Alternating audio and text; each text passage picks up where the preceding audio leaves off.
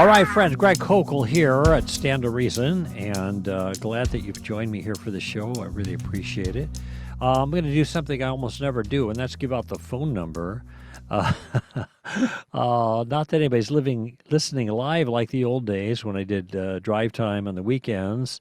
Does that really count? 3 to 6. They really call that drive time. Maybe you're driving back and forth to the beach or to the movies or something like that. But I give the number, then people can call in right away. Now we're not on live in that way. But if you jot down the number, you might want to call when I am personally on the show in real time, which would be at the moment.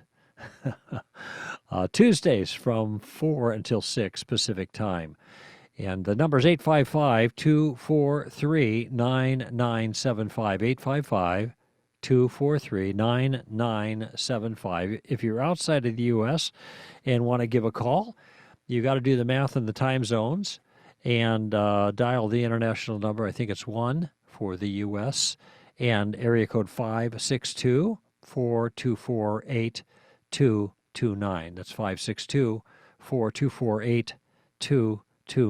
I think we've had some calls from Tasmania, our buddy in Tassie, who I went trout fishing with once when I was visiting there, and he got shocked by an electric wire. That's another story. But anyway, those are the numbers if you want to participate in the show. I was talking to the team today at our staff meeting, and I let them in on a little change of maybe emphasis is the right word to describe where I find myself at right now as a Christian, and as someone concerned about the defense of the faith, and someone who, along with the rest of you, who are facing a really strange and unprecedented, certainly in my life, time of history in terms of the challenges that the culture is presenting to Christians.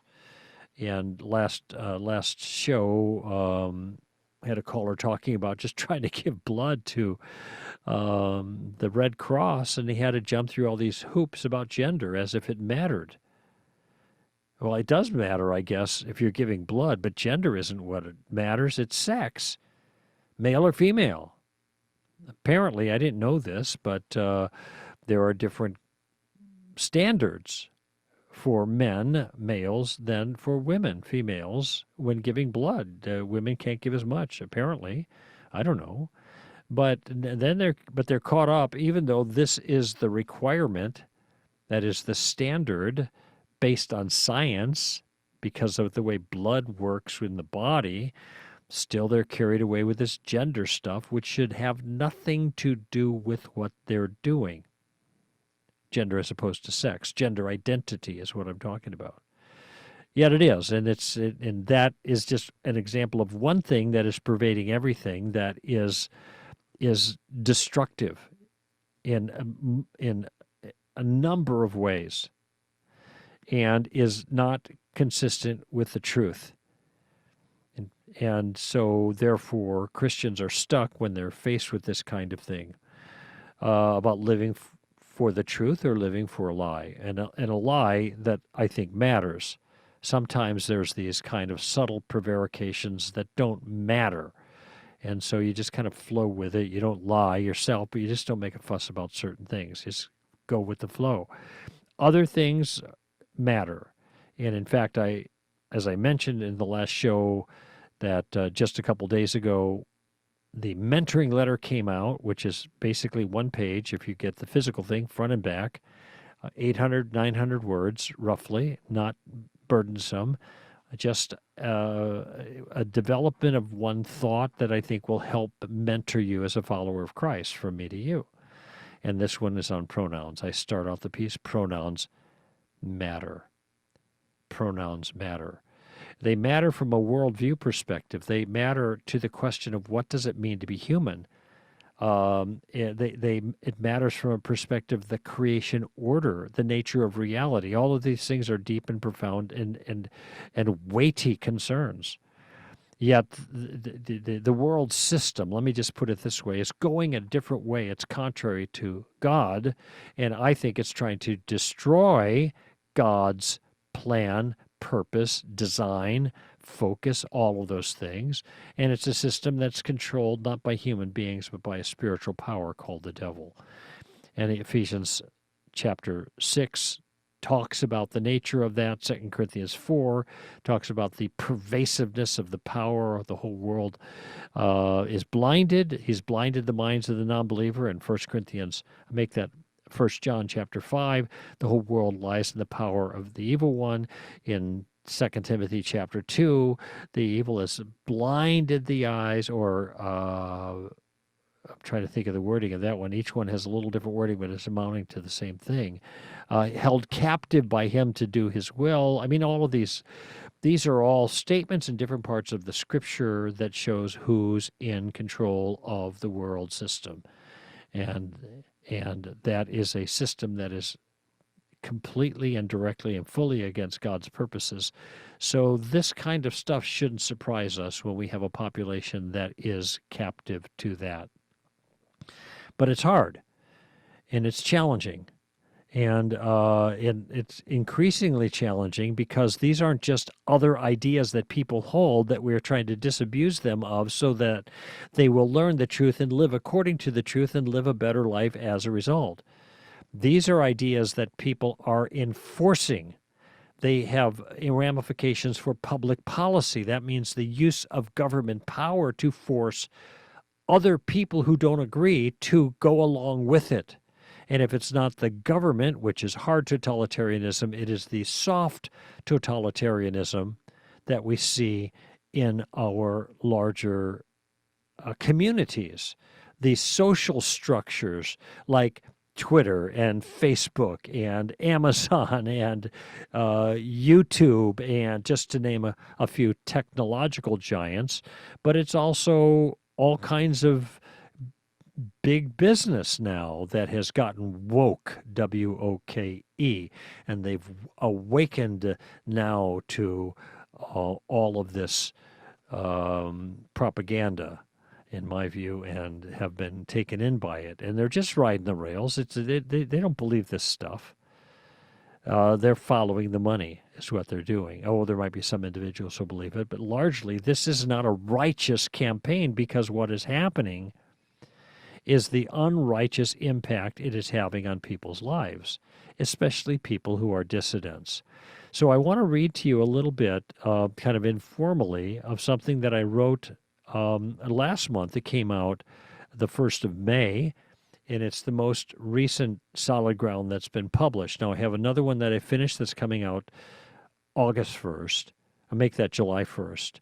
And it's dealing with critical race theory, okay? And the subtitle is Civil Rights Upside Down. Critical race theory, also known as CRT. I'm not going to get into that now, but I see this as a piece of the emerging totalitarianism that we see in our culture, that, as I describe in Freedom Fading, which would be the May Solid Ground, pardon me, this totalitarian impulse is manifest in two different arenas, one from the top down, the other bottom up. That might be a way of putting it. Or hard totalitarianism, which is what most of us are familiar with, the government, like the Soviet Union, former Soviet Union, and the Pol Pot in the 70s in Cambodia, or the Red Chinese, or totalitarian governments. Then there are also what's called, Rod Dreher calls, soft totalitarianism. And in his book, Live Not by Lies, he clarifies how surveillance capitalism has gotten a foothold into all of our private lives. And now the social structures that we depend upon, and I mentioned Twitter and Facebook and Amazon and Google, etc., YouTube, these are things that are huge parts of our lives and the flow of information, but they are controlled largely by a group that is people that are ideologically in lockstep. And if you don't play by their ideology, they are going to cancel you. You're going to get left out. You're going to be taken off the grid effectively in many ways. And so these aren't government institutions. These are social institutions that have power in your life, and they are using it for illicit purposes. In this piece, I talk about that, freedom fading, and I hope you go to str.org and check it out. Should be there on the homepage. I hope you get our app for Stand to Reason. It's an easy way to access these things as well. It doesn't cost anything. All right. But I talked about one thing that I mentioned was an unusual dynamic in this trend of totalitarianism. And it's an amalgam now between soft totalitarianism, that is the cultural forces that are driving us in a certain direction and are punishing us aggressively for not going along. And so a lot of us end up lying, essentially. We go along for the sake of comfort, even though we don't believe what we're going along with. It's the cost that we have to pay in order to not go along is just too great for many people. Some people lose their jobs. And my emphasis and my concern has been for us on weighty moral concerns that we live not by lies. A line, by the way, from the title of a piece that Alexander Solzhenitsyn, the Soviet dissident and Nobel laureate, wrote when he was expelled from the Soviet Union in 1974. And he was a Christian, and he was encouraging people not to live by lies, that you can resist. You can resist by not living by lies, by living according to the truth, even if the rest of the people don't live by truth. And this kind of reminds me of Audience of One stuff that I've talked about before. Our audience is not the world. Our audience is the Lord. And even if the world doesn't buy what we say, and even if the world doesn't like what we say, and even if they don't like us, and even lash out against us, we are not here to win the world's favor. We are here to bring honor to God. And if in the process it gives us favor in the world, fine, that's great. But much of the time it will not. Because we are kicking against those goads now, the world. And they don't like it. And they're going to have at us. And we shouldn't be surprised. This is 1 Peter chapter 2 stuff. Do not be Why are you surprised? Peter writes, at this fiery ordeal among you, as if something strange were happening to you. This isn't strange. This is normal. When we suffer for righteousness' sake, we suffer because we live according to the truth and not according to lies. Anyway, here's the piece, though, and it's a dynamic that I wrote about because I learned about it. I absorbed it from a couple of different sources. And part of it is because I'm reading The Rise and Fall of the Third Reich, William Shirer, who wrote this piece. Well, this piece, it's like 1,000 pages long. But it's the definitive work of the time, written at the time by someone who lived through it. And that was a totalitarian government. And what Shirer does is he makes a distinction between totalitarianism and dictatorship. Actually, this is a distinction that Rod Dreher makes, but that's important to understand the rise and fall of the Third Reich. And here's what I wrote. I wrote that totalitarianism is not the same as dictatorship, okay? And that would be an individual tyrant's jackboot standing on the neck of liberty. That is called authoritarianism. Totalitarianism goes further. And here Dreher draws from the insight of Hannah Arendt, who is an expert in the area of totalitarianism. And he says, a totalitarian society is one in which an ideology seeks to displace all prior traditions and institutions. So pause here. Note that he's talking about not just an individual is trying to force you to live the way he wants you to live. That is dictatorship. It's a transformation of thinking about the way the world works. So back to the citation. An ideology seeks to displace all prior traditions and institutions with the goal of bringing all aspects of society under control of that ideology. See, it's a worldview here. A totalitarian state is one that aspires to nothing less than defining and controlling reality. Truth is whatever the rulers decide it is. So there you go. That's totalitarianism. And I point out here in the piece that the militant relativism that makes totalitarianism possible, when the truth comes not from the outside but from the inside. That's the inside-outside distinction between objectivism on the outside and relativism from the inside. And when that happens, power prevails. That is, when external objective truth doesn't direct things, it's going to be the one who's the strongest, the most powerful, is the point that I'm making here. And then this, the indoctrination to an alternate reality at the heart of totalitarianism has a curious effect. When reality is persuasively redefined by, watch this, the incessant drone of political propaganda, and abetted by not so subtle social pressures, that's the soft totalitarianism I was talking about, the people are gradually persuaded and willingly embrace it in large numbers as the high moral ground. And that's what I want you to get. People get persuaded by this. They think this is the best thing. This is the high moral ground. This constant beat, this siren's song that lulls them and wins them and persuades them that the totalitarian society's ideas are the right one. Remember, totalitarian is ideological, not just power. It's persuading people of an alternate reality. And then they think not only is it true, but it's right, it's good.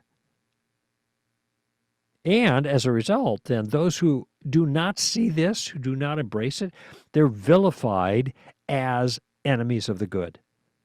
So think haters in the current vernacular. And the good, that is, as defined by the authorities. And this brings to mind Orwell's Big Brother.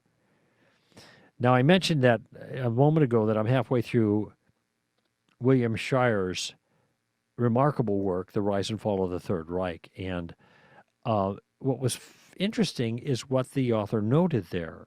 He noted the precise pattern I just described, displayed in the Germans of the 1930s. And it's a dynamic that Shirer confessed that even he was vulnerable to. He writes, a steady diet over the years of falsifications and distortions made a certain impression on one's mind and often misled it. He knows better. He's an outsider living there. He's a reporter. He listens to the BBC. He's got all this other information, but still there is that siren drone of propaganda that sounds so good, sounds so true. And then he referenced what he called the most outlandish assertions from seemingly educated and intelligent persons who are obviously parroting some piece of nonsense they had heard on the radio or read in the newspapers, and opposing the nonsense, he said, was useless. Because on such occasions, he wrote, one was met with such a stare of incredulity, such a shock of silence, as if one had blasphemed the Almighty. You go against the narrative, people think you're out of your mind when they're the ones who are out of their mind. The stuff that they're parroting is nonsense. It's upside down. But they think not only they're right, but they're good. And they think that you're not only wrong, but you're bad. And so the propaganda now regarding sexuality and gender and the so-called bigotry and hate of Christians is so pervasive and rhetorically clever, it has become irresistibly persuasive to many who are mystified that you are not falling into step with the times. And actually, it's worse because they get angry at these unpersuaded dissenters who now loom as a dangerous threat, a dangerous enemy of the common good. Okay, so this all brings me to my kind of concluding point of this. There is a flow, there is a trend, there's something that's going on here in this move towards totalitarianism. And you've got soft totalitarianism working together with hard totalitarianism. There's that amalgam that's squeezing, and demanding compliance. So what do we do? I'll tell you what my concern is. My concern is not in persuading the world that they're wrong. I mean, this is a big part of what Stand to Reason does. We train you to be able to do that in individual people's lives, and we still do that, and it's still important. But I am not so concerned about them getting it right, about changing them, as I am about you, my brothers and sisters in Christ, not being changed by the world. And the way I end the piece that just came out a couple days ago, we may not be able to change them on the gender issue, for example, on that whole narrative and all that stuff. We may not be able to change the world, but we can keep the world from changing us. And my commitment, my heart right now is to protect you. It's to protect the flock. If the world is confused, then let them be confused. We don't have to be confused. We have the truth. We have the source of the truth. And the truth regarding these issues is not complex. Faithfulness is not theologically complex. The truth regarding these issues, in almost every case, is straightforward. It is obvious. We just get rattled because people are living in an upside-down world and they can't see the plain truth that's right there, ought to be before their eyes.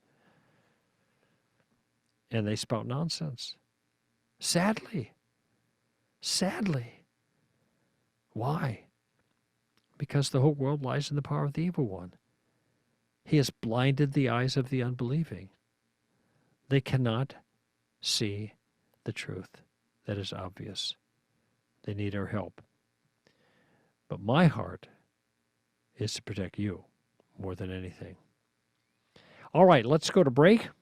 Greg Koukl here at Stand to Reason. More in a moment.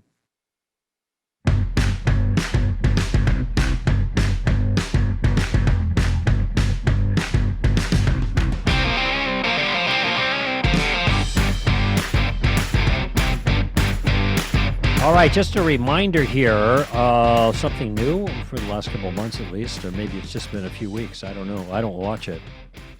And that would be me on video doing the show, but some people do, and more people are. Just a reminder that if you'd like to do that, Stand to Reason podcast is now available in video format on our STR YouTube channel. So those of you who use that will know how to get there. I don't know how to do that. But I don't go to our YouTube channel because I don't want to watch myself. But you may want to. And eventually, Amy and I both will be together for STR Ask. So we're just kind of leveraging this in a different way to make it more available to those who want that.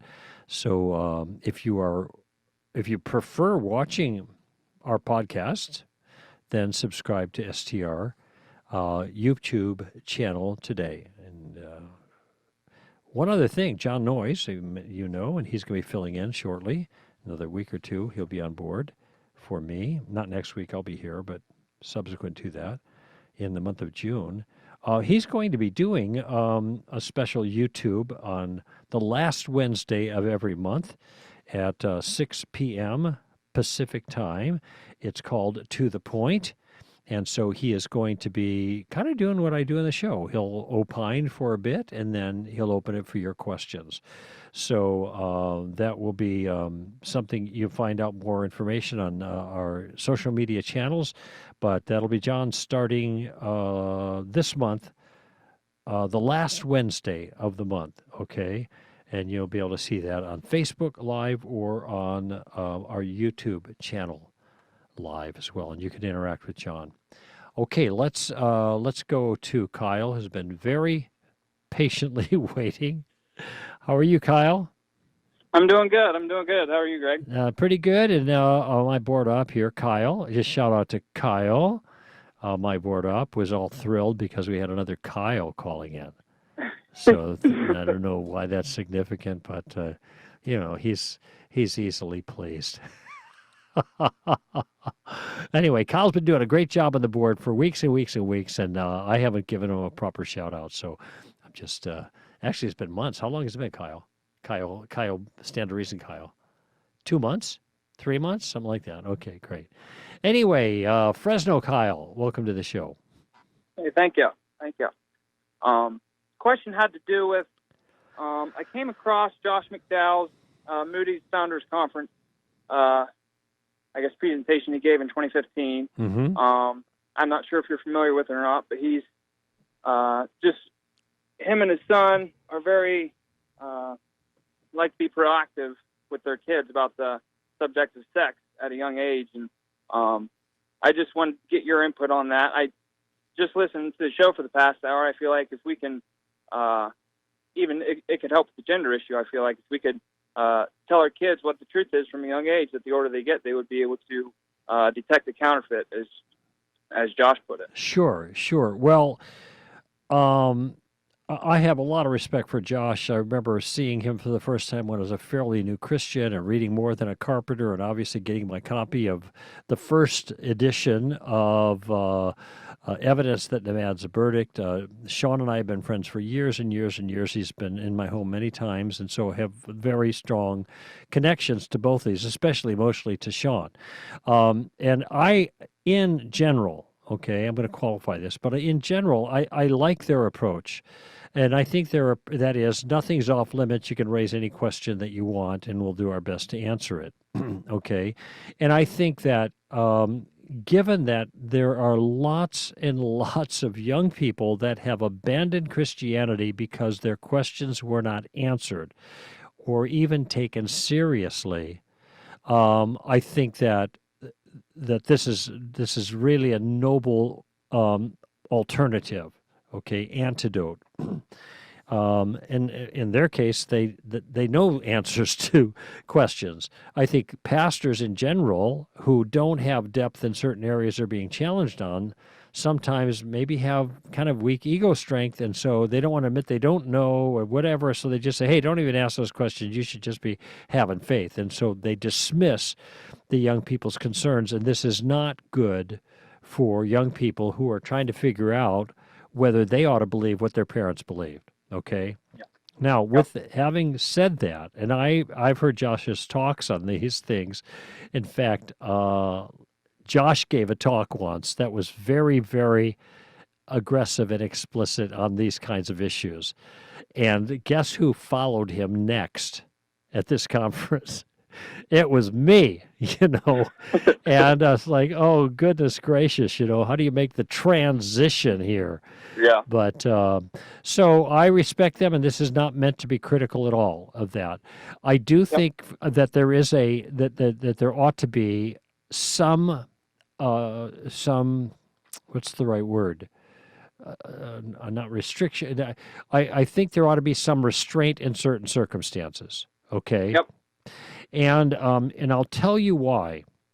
And this may have to be modified a little bit because of the nature of the culture, but let me just start with this. When I read about Corrie ten Boom's life, you know who she is, right?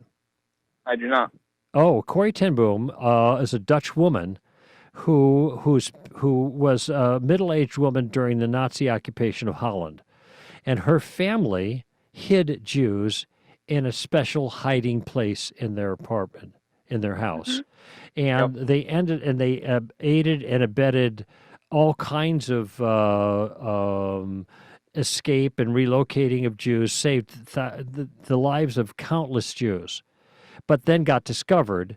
And she and her sister, well, the family, essentially perished. She was the only one who survived, a Christian family that survived. Her parents and her sister perished in concentration camps. But when she got out, and she was just middle-aged at the time, like 30s or something like that, not married, she ended up being a kind of an evangelist and wrote a book called The Hiding Place, and they made a movie out of it. And so she's one of the best known examples of what's called a righteous Gentile who rescued Jews and during the Holocaust, but had to pay a terrible price for her willingness to do that. Okay, so The Hiding Place, I encourage you, get the movie or read the book or both. They're certainly worthwhile. Watch it with your kids. A little intense, obviously, the material, but it's a great accounting of God's working in the lives of these noble people, even though they paid such a price. Okay, that's the subtext. In the book, Corey is a young girl. She's talking about her earlier life, being raised by her father, Casper, who is a clockmaker and repairs clocks. And so that means every week he had to go to the capital and synchronize his watch with the local watch, the local clock and the official clock, and go home and then synchronize all the other people's clocks in towns according to that. She's on the train with him making the trip, and she's reading in her Bible, and she comes across a word that she describes in the book as sex sin. Okay, so this is the Dutch translation of the Bible, but it says sex sin. She doesn't know what this is. She's a girl. She's a young girl. I don't know, maybe she's 7 or 8 or 9 years old. And back then, they weren't inundated by sexual issues, okay? But she asks her father what this means.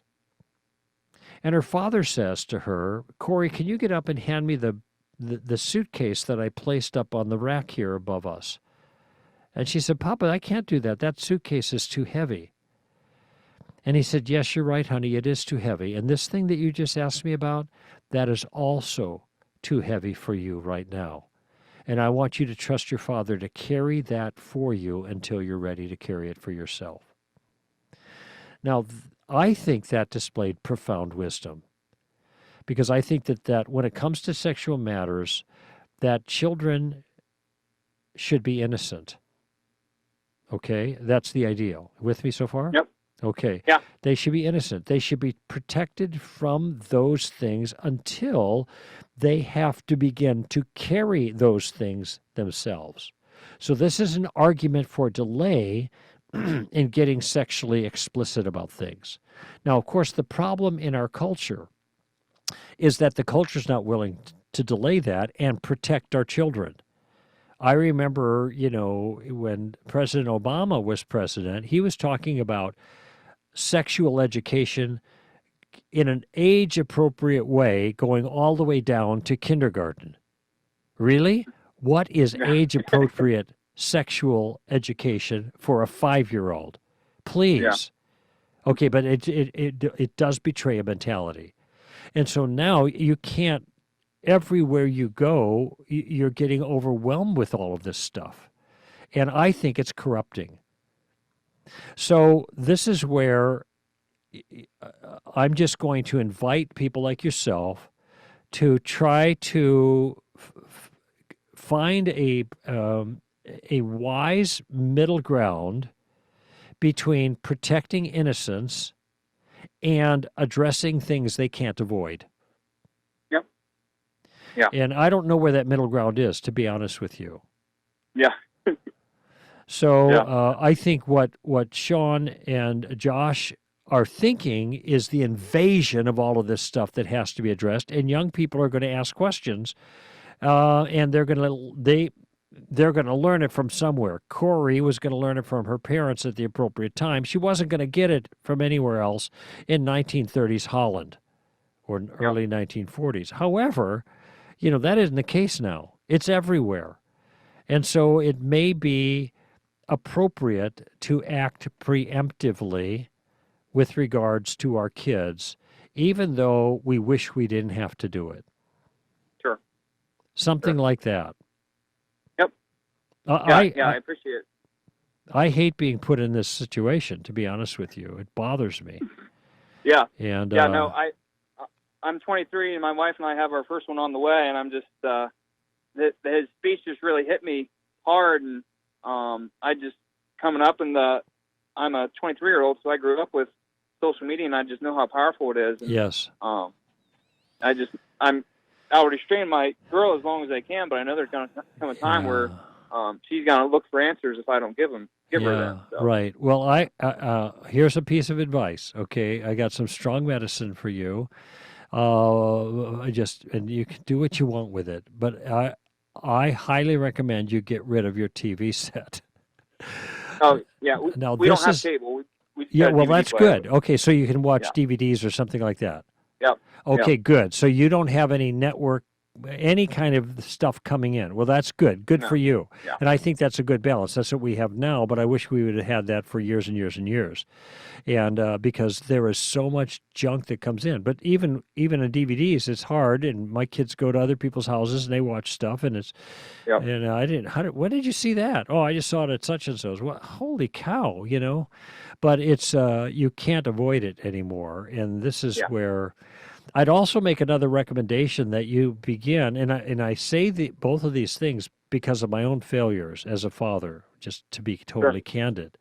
I would encourage you and your wife to be of one mind on building in spiritual time on a regular basis, maybe daily, maybe after dinner, wherever maybe a couple times a week. I don't know how you do it, but it's got to be consistent so that your kids grow up knowing that this is the way your family works all the time.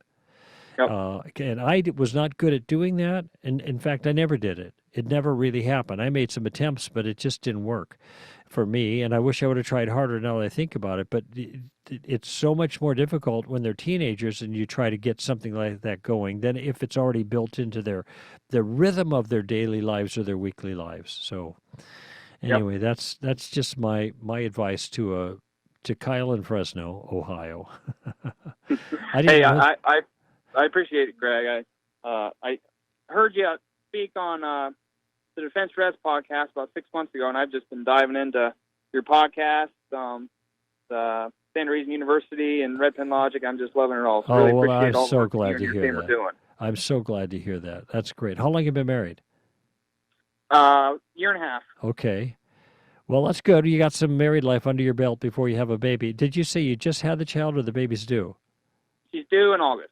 Oh, okay. Well, good for you. Well, it's if you thought your life changed when you got married, you ain't seen nothing yet.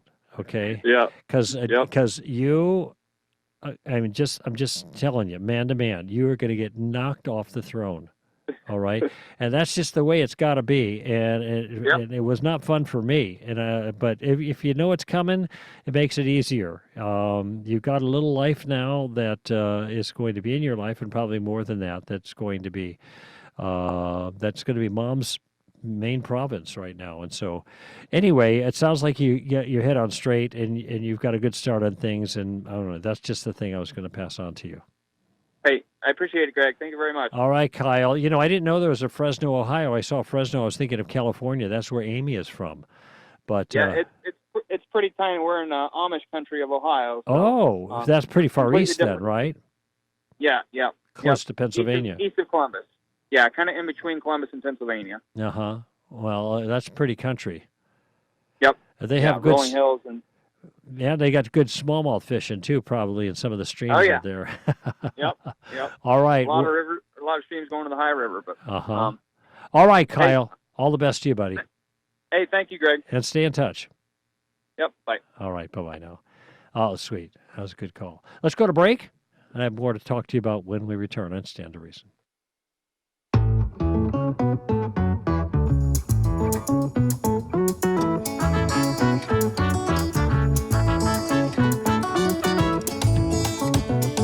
All right, I got something here that is very interesting to me that I want to share with you and talk to you about, but there's a certain aspect of it that may really surprise you. I received something in the mail yesterday, okay, a letter, and had a little brochure in it, which I'll talk to you about in a moment. But the letter is, now I'm looking at it, and actually I'm going to hold it up to the camera for those who are watching online. You can see it is nicely, neatly hand printed on one page on a piece of hole punched lined paper like you use at school, right? It's got a person's name, Christine, and her address on Earps Road. Oh, Earps Road is right around the corner from me, Thousand Oaks, California, 91362. That's my zip. And then it's addressed to Dear Mr. and Mrs. Koukl. Now, this is a very tidy handwritten note, or so appears. I actually don't know if it really is. You know, sometimes when you mass produce things, you can make them look like they're written and even personalize them in such a way that they. But I'll just tell you my first impressions. I'm a bit jaundiced somewhat, you know, about mailings and stuff and what people can do. But my basic impression was I got a handwritten note here. And it really is, it's virtually flawless. When you say, Kyle, it's just like, it's flawless. It looks like handwritten, printed in very neat letters. I actually should compare all the H's or all the capital M's, because if they are exactly the same, then we know that this was done on a machine. But it looks great. And the fact that in the upper right-hand corner it has her name and her address that's local, that actually looks like it was certainly written by hand. In any event, I don't know. Dear Mr. and Mrs. Koukl, I live in your neighborhood and wanted to check in with other families to see how you're coping. Even though I cannot come visit you in person, I'd love to share some encouragement from the Bible with you. Next paragraph. The scripture Romans 15:13 says this, May the God who gives hope fill you with joy and peace by your trusting in him, so that you may abound in hope with power of the Holy Spirit. Then she adds, so please don't become disheartened by the state of these current events. And remember, God truly does. I think she means care for you, but it's missing. God truly does for you. Okay? Now, remember, I'm jaundiced, so there's a word missing here. So who would have a missing word if it was mass-produced? Well, maybe somebody who didn't want you to think it was mass-produced. But in any event, okay, I continue. It's very sweet. Incidentally, I suspect what I've just read so far kind of resonates with you a little bit. I mean, consider the circumstance. I get this note to Mr. and Mrs. Koukl, handwritten, and saying, you know, I'd love to meet you. I don't know, I can't come by your house, but I do want to encourage you. And gives me a verse, especially given the times we're in that are hard. This has tremendous appeal so far for me. And then the next paragraph says, we're inviting people to benefit from free Bible-based material found at, and then she gives a website I'll tell you about in a moment. It can help you find answers to questions like how to be happier today. What does the Bible say about the pandemic?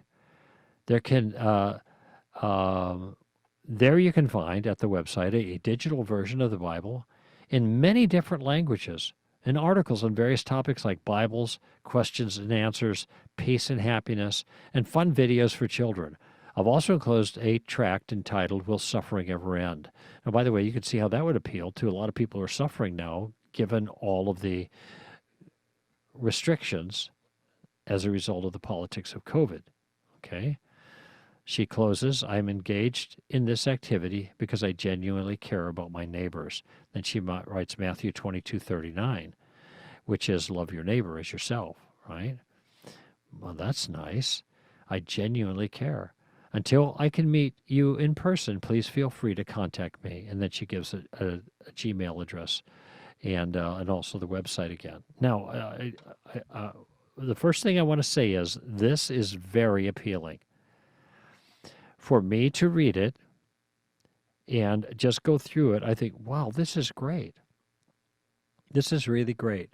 This reminds me a little bit of an organization called Search that I've participated in and done events for them at different times. But basically, the way they work is they have someone with a large house that opens their home, and they invite a lot of people that they know to come over for a little spiritual talk.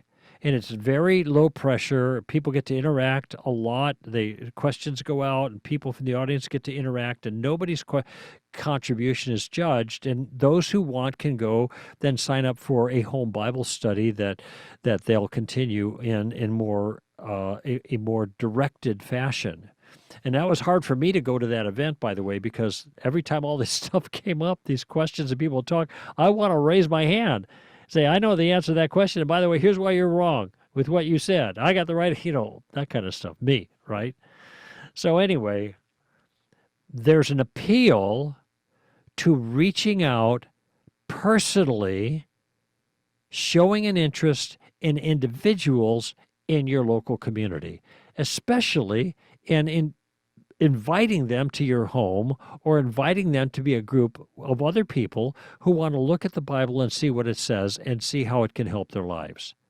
All right? That is very appealing. That is the appeal of Search Ministries, the way they go about this. And they have a very, very high number of people who end up going to this individual studies as a result of this larger group gathering at the house that end up staying on board, following the Lord, becoming part of an ongoing Bible study in a church. Very effective. Why? Because of the personal touch.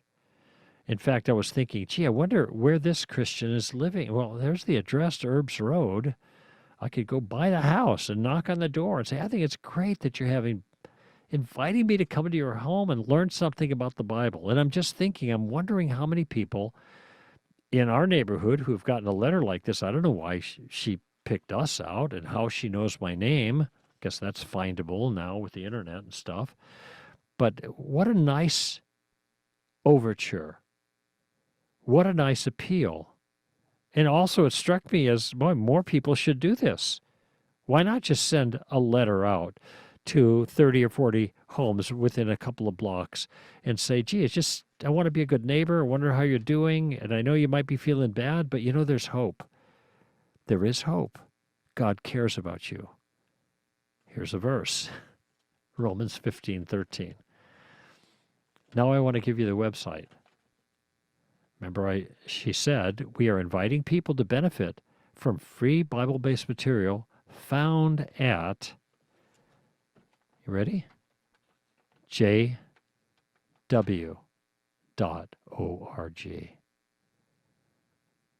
She signs it, your neighbor, Christine. Christine is a Jehovah's Witness. Those annoying people who come pounding on your door and they want to talk to you. And, of course, you don't really get the sense they really want to talk to you. They just are getting their door knocking done for the day. Their allotment so they can earn their way to heaven. This doesn't feel like any of that. They know, apparently, that people don't like others knocking on the doors trying to peddle religion. So here is and I'm not faulting this woman at all. I think this is compelling. But they're Jehovah's Witnesses. Now, there was a tract there titled, Will Suffering Ever End? There's a woman picture, kind of a graphic where she's agonizing. Would you say yes, no, maybe? And then it opens up and says, here's what the Bible says. God will wipe all tears from their eyes, and there will be no more death, suffering, crying, or pain. Now, and there's other appealing things here, different verses, some questions and comments that are made. But nothing about, it doesn't say Jehovah's Witnesses. Let me just see. Oh, it does. very at the back, Discuss the Bible with Jehovah's Witnesses. And you can contact them, whatever. But it's all about suffering. From a PR perspective, I'm thinking, well, look at they've got the tract, and if you've ever looked at a Jehovah's Witness tract or any other material, they have a very distinctive way of doing graphics. The art is done a very particular way, and to me, this is immediately recognizable as their style. And so for some people who have been exposed to it, this may be off-putting. Oh, I know what's going on here. These are Jehovah's Witnesses. Okay. So it might not have been a good idea to do that. But on the other hand, if somebody would have come by for the Bible study or contacted and then found out they were JWs, then that might have been worse. So maybe this is the right way. All I'm saying is this is incredibly fetching. It is good PR. And the reason it's good PR is it's personal. It's individualized. It's treating Mr. and Mrs. Koukl as a neighbor that another neighbor is concerned about spiritually. And it's touching on something that we all experience, suffering, especially during the pandemic time, and suffering not just from that, but from all of the restrictions associated with it. There is an openness in light of the circumstances, maybe to spiritual things. So this nice little letter is a probe. Okay? Would you like to check it out? My point is we should do something like this. Not me, Greg Koukl and Steve Koukl. I mean, we as Christians in our community, why not have a home Bible study, a seeker's Bible study? You can get guidelines for that. They're fairly turnkey. They're not hard. And then be hospitable. Ask people to come to your home. Ask a group. Say we got 5 or 6 or 7 or 10. Send out a note like this. Hand write it. Or if you can get some really clever computer, and I'm pretty convinced that's what was done here, then you could write in the name the same color as the computer printed everything else. Dear Mr. and Mrs. Koukl, I live in your neighborhood and wanted to check in with other families to see how you are coping. And she closes, your neighbor, Christine. Well, God bless her. Even if this in a sense, mass-produced for the individuals in our neighborhood, she didn't write every one of these out by hand. It doesn't matter to me. To the point I'm making, it's still very sweet. Now, it does strike me as a little bit odd that what is being offered here is guidelines to peace and happiness, because I don't get the sense that those that are laboring under the burden of the law that the Watchtower has placed upon people who are Jehovah's Witnesses brings them peace and happiness. Peace and happiness comes through forgiveness. Full and complete forgiveness. This is not something that is offered by Jehovah's Witnesses. It is only offered by the God who became man and died in our place so that we could be forgiven once and for all and set free from the demands of the law. I just finished reading the book of Galatians. Maybe you should try it. It's not hard. And especially chapter 3, unbelievable, fabulous, grace of God, magnificent. And on that note, I'm Greg Koukl for Stand to Reason. Give them heaven. Bye-bye now.